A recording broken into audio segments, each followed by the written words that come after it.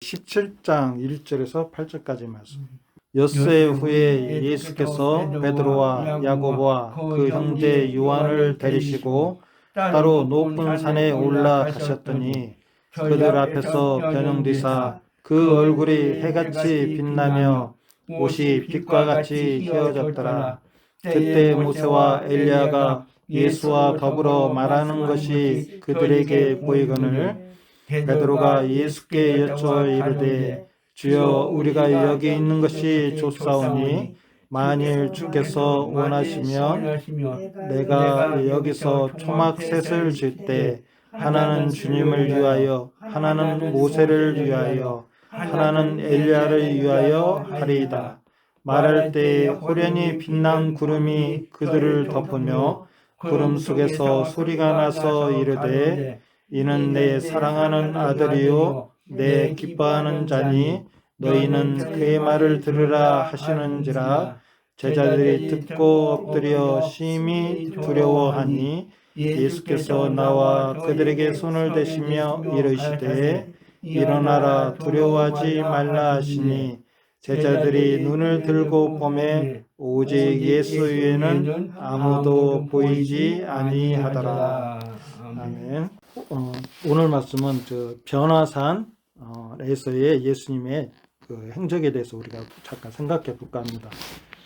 여기에서는 모세와 엘리야를 한번 생각해 볼 수가 있고 또 베드로가 했던 초막 셋을 짓는다고 하는 것에 대해서 얘기를 한번 생각해 볼 수 있고 또 여기서 하나님께서 내 사랑하는 아들이요 내 기뻐하는 자니 너희는 그의 말을 들으라 하시는지라 이 말씀에 대해서 한번 생각해 보고 그리고 제자들이 눈을 들고 보매 오직 예수 외에는 아무도 보이지 아니하더라 라는 말씀에 대해서 한번 나눠볼까 합니다. 왜 여기서 그 예수님께서 변화산에서 변화될 때 모세와 엘리야가 나타났을까? 뜻이 있을 거라는 거죠.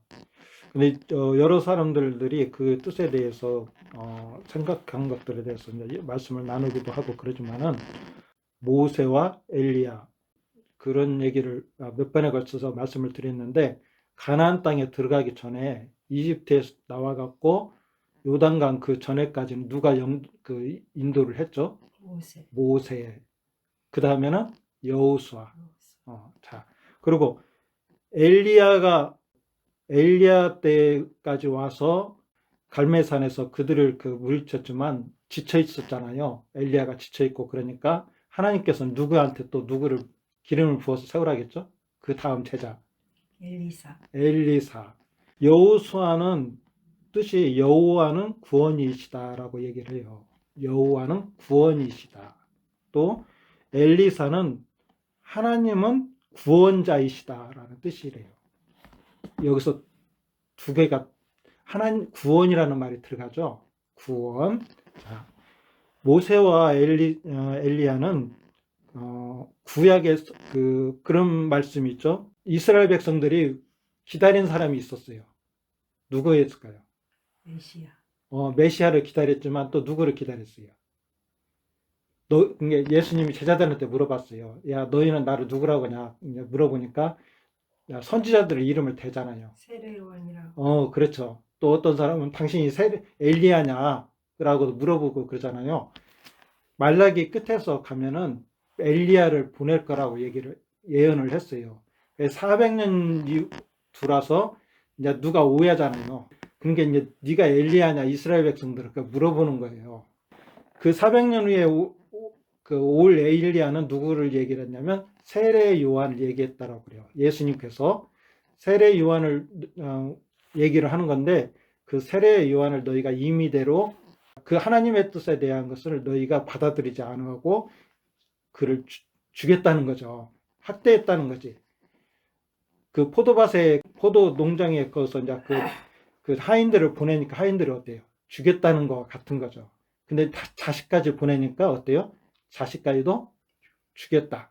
그래서 예수님께서 하시는 말씀은 그 세례 요한도 죽였지만 너희는 나까지도 지금 죽이려고 한다는 것과 같은 거예요. 그 율법 시대에 이게 여기서 베드로가 초막셋을 초막자고 하는 것은 뭐냐면 구약에서의 법인 것이죠. 구약에서의 법. 초막셋은 이건 어떻게 보면은 초막은 그냥 어떤 이런 지금의 현대의 이렇게 집과 같은 건 아니고 광야에서 임시적으로 할 수 있는 초막을 얘기를 하는 거예요. 그래서 광야 생활을 얘기를 할 수 있다. 율법 시대의 모세 시대를 얘기를 할 수가 있다. 그런 얘기를 하는 거예요. 자, 근데 여기서 예수님께서는 모세와 엘리야가 누구와 대화를 하고 있었다? 예수님과 대화를 하고 있었다는 거죠. 이것은 뭐냐면 모세가 여호수아에게 권한을 양도를 하는 거죠. 하나님이 그를 기름을 부어서 세우라는 것 같이 또 엘리야가 엘리사에게 기름을 붓는 것 같이 여기에서는 모세와 엘리야가 예수님과 만나서 그래서 모세의 오경은 누구에 대해서만 얘기를 했다는 거였죠. 성경이 예수님은 그랬어요. 나에 대해서 기록한 것이다라고 그래요. 모세가 하는 얘기는 다 나에 대해서 얘기를 한 거다. 모세 오경이 이스라엘 민족이 보는 성경이 그거잖아요.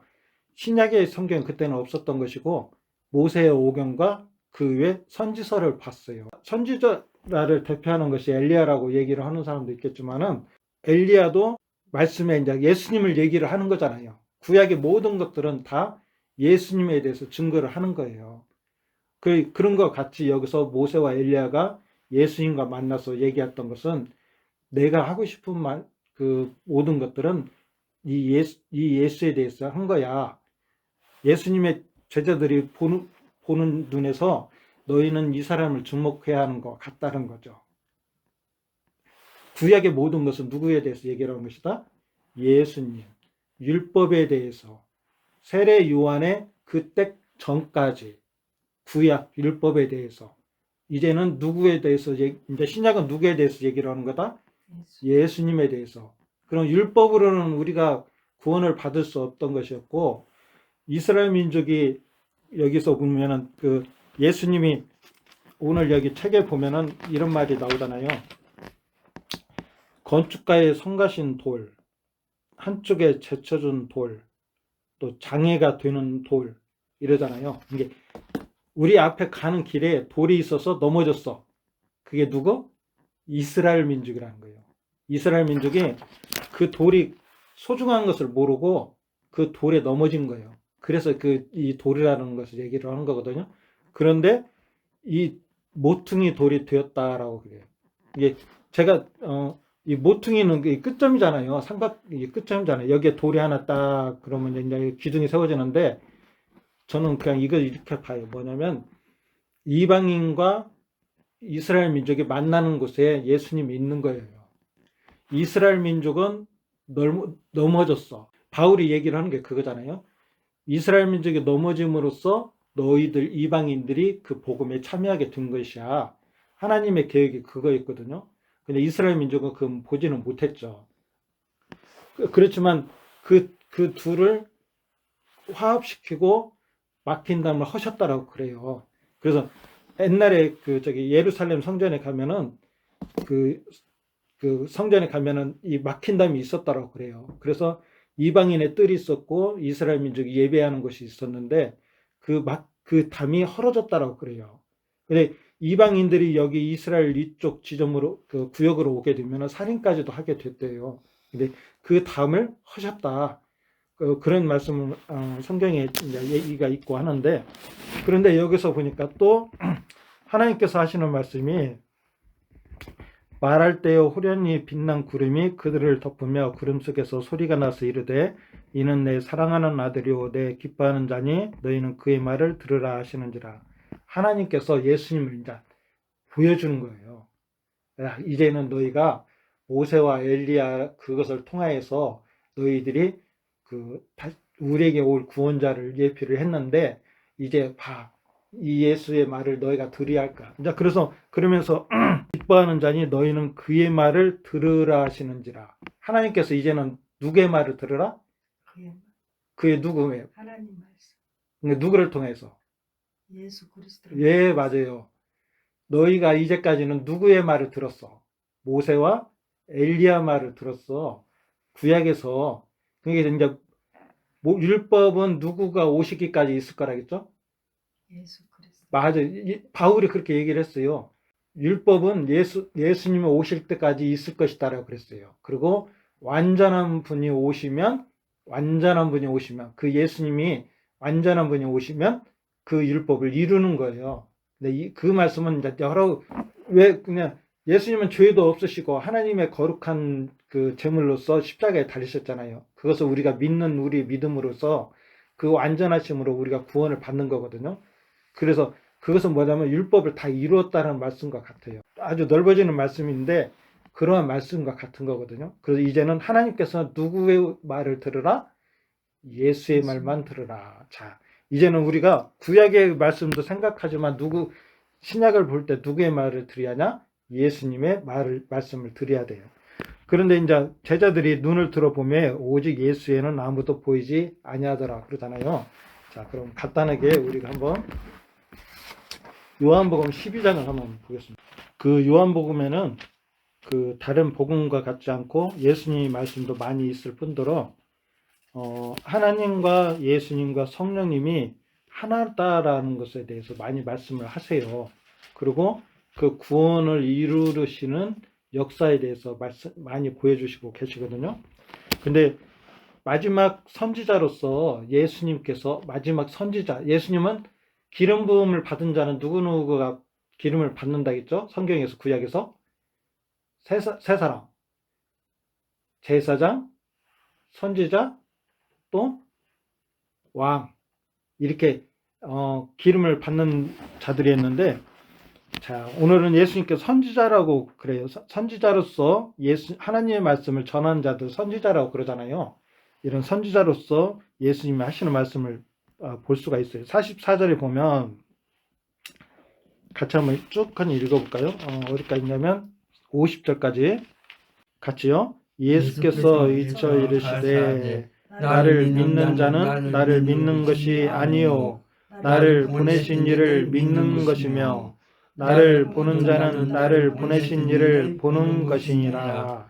나는 빛으로 세상에 왔나니 무릇 나를 믿는 자로 어둠에 거하지 않게 하려 함이로다.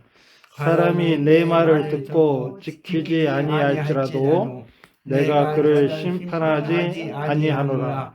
내가 온 것은 세상을 심판하려 함이 아니요 세상을 구원하려 함이로라. 나를 저버리고 내 말을 받지 아니하는 자를 심판할 이가 있으니 곧 내가 한 그 말이 마지막 날에 그를 심판하리라. 내가 내 자의로 말한 것이 아니요 나를 보내신 아버지께서 내가 말한 것과 이룰 것을 친히 명령하여 주셨으니 나는 그의 명령이 영생인 줄 아노라. 그러므로 내가 이르는 것은 내 아버지께서 내게 말씀하신 그대로니라 하시니라. 아멘. 읽은 대로 그래요. 하나님께서 자기에게 주신 말씀을 다 전했다라고 그래요. 하나님께서. 모세가 하나님의 말씀을 받아서 구약을, 오경을 썼던 것 같이 똑같은 거예요. 그러죠? 엘리야 그 선지자가 하나님의 말씀을 받아갖고 이스라엘 백성에게, 유다와 이스라엘에게 왕을 세우기도 하고 하면서 그런 역사들인 것들이 하나님의 말씀을 전했던 거죠. 자, 그리고 보면은 우리가 이해하기가 이제는 요령이 하나 생겼어요. 뭐냐? 이 엘리야 전까지 역사를 율법의 시대로 한번 잘 생각하면서 성경을 보는 것도 한번 중요해요. 모세를 오경을 구약 전체지만은 구약 전체에서 또 신약에 이루어진 말씀에 대해서 보여주는 것도 있어요. 왜 그냥 여호수아의 넘어서 이후부터는 그 예수님의 시대에 대해서 얘기를 하고 있어요. 성령의 시대에서 얘기를 하고 있어요. 이런 것 같이 구약에서 이렇게 어떤 구역마다 여기는 그 예수님의 이전의 시대에 대해서 얘기를 하는 것이었구나. 또 이후에는 예수님이 오시고 나서 성도들에 대한 삶에 대한 신앙에 대한 성령을 쫓아가는 삶에 대해서 얘기를 하고 있구나 하는 것들을 볼 수가 있어요. 나누어서 이렇게 보는 거죠. 무작정 보는 게 아니라.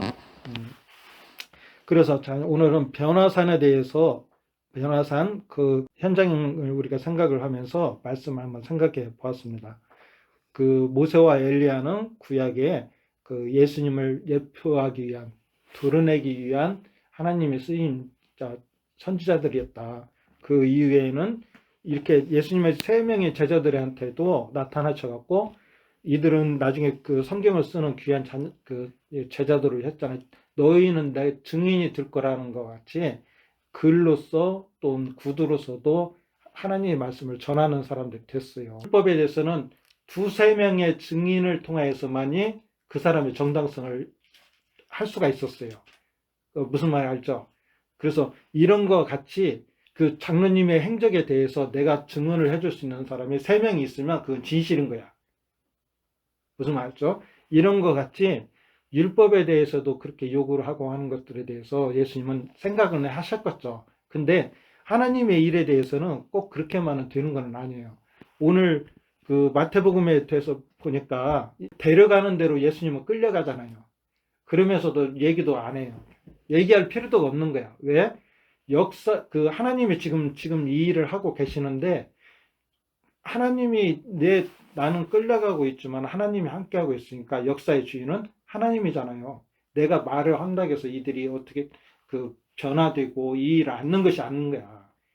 어차피 들리니까 뭐 얘기할 거 없는 거지.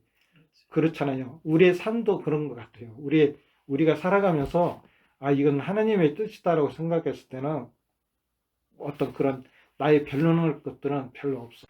주님 하면서 주님이 아시죠? 그러면서 그냥 그렇게 갈 수밖에 없는 삶인 거죠. 그러잖아요. 자, 한번 우리가 생각해 볼 것은 또 그건 같아요. 여호수아가 가나안 땅에 이제 들어가면서 막 영적 전쟁들을 하잖아요. 그 여리고성도 무너뜨리고 그런 아이성은 이제 패배하고 이런 것들을 생각할 수 있잖아요. 이거 볼 때 우리가 어떻게 생각할 수 있을까 하는 거 한번 생각해 보게요. 이게 어떤 것이지? 우리가 이제 음. 천국을 향하여 가는데 음. 이제 장애물이 많이 있다는 것을 뜻하는 거 아니에요? 그렇죠. 장애물이지. 저는 또 그 생각을 한번 해봤어요. 우리가 진짜 우리의 힘으로는 구원을 할 수가 없었는데 예수님께서 우리에게 구원을 주셨어요. 그런데 구원이라는 자체는 우리가 자리는 바뀌었어. 근데 아직 우리 안에 바울이 무슨 법과 무슨 법이 싸운다? 하나님의 법과 어. 또 하나는 뭐지? 이제 육체와 내가 싸운다는 거야. 육체와 하나님의 예. 법이 내 안에서 싸운다. 밖에서 싸우는 게 아니라 내 안에서 안에서. 육체의 법과 육체의 하나님의 법. 법이. 근데 이것을 구약에서도 이런 법들은 알았겠죠. 야, 도적질 하지 마. 그러면은 할까 말까 이런 생각이 들지 않겠어요? 근데 결코 다 행하지는 못했어요. 살인을 할까? 살인하지 말까? 근데 살인을 해버리는 거죠. 그 구약에서는 어쩔 수가 없는 거예요. 왜? 하나님과 단절되고 그 힘을 잃어버렸어. 땅이 오염돼 버렸어. 그러니까 이제 건실한 과실을 맺을 수 없는 것 같이 그 열매를 기대할 수가 없어. 근데 하나님께서는 새 하늘과 새 땅, 우리를 그 안으로 들어 놓으셨고 거기에서 새 마음으로 우리가 하나님의 성령님의 도우심으로 뭐를 한다? 새로운 열매를 이제 맺기 시작하는 거야. 그거 같이 이제는 여리고성도 하나님께서 물질을 주셨는데 아이성도 이제는 누구를 쫓아 행하는 자들에게 하나님의 법을 이루기 원하신다. 성령님. 그래서 우리가 우리의 삶 속에서 항상 성령님을 그 음성을 듣기를 원하고 거기에 순종하고 우리가 승리하세요라고 얘기를 했을 때 우리 혈적으로 누가 막 이렇게 싸워서 이기는 것이 아니라 하나님의 뜻 안에서 영적으로 하나님의 뜻을 이렇게 드러낼 수 있는 너희의 착한 행실로 인해서 그들을 구원할 수 있게끔 너희가 그렇게 된다라고 그런 말씀이 있잖아요. 이런 것 같이 우리들의 변화된 삶을 통해서 하나님께 영광 돌릴 수 있다는 것들을 한번 생각해보고 제가 아까도 피투기까지 싸우지 않았다 싸웠다고 그런 얘기하는 것들이 참 부끄럽고 이제 얘기는 못하는 거 있어요. 근데 우리 장로님이나 권사님도 한 주간도 그런 생활들을 하셨을 거야. 이게 우리의 삶 속에는 그런 것이 있다. 그리고 성령님의 음성을 듣게 빠른 자들이 되어야 한다. 십계명은 10가지로서 그 간단하게 얘기를 했지만 그 이스라엘 민족들은 거기에다가 막 더 그것을 강화시키려고 많이 만들었다고 설명을 해줬잖아요. 그런데 이것들을 잘 이렇게 연결해주고 하나로 이렇게 만들어주는 것은 사랑이라고 그래요. 사랑. 이게 사랑은 뭐냐면 하나님의 마음이에요. 그냥 글자로 내가 10가지를 가지고 있는 게 아니라 내 마음이 하나님의 마음으로 만들어졌다는 거야. 예수님의 마음으로 내가 만들어졌다는 거야. 그러니까 그 모든 것들을 다 아우르면서 내가 그 하나님의 말씀을 행할 수 있다라는 거야. 지금 이제 구원받은 자들이 막 이렇게 율법을 행함으로써 내 의를 드러내는 것이 아니라 나의 나된 것들, 이제 구원받은 것은 하나님의 은혜였다.